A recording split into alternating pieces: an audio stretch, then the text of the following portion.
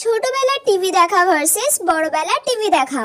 ছোটবেলা, ও মা একটু টিভিটা চালিয়ে দাও না গো, আমি একটু Tom and Jerry, Chhota Bheem আর গোপাল ভাঁড়ও দেখবো।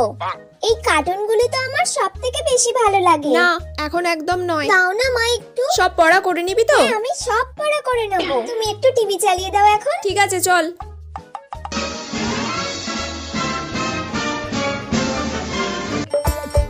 আসছে গোপাল। বড়বেলা।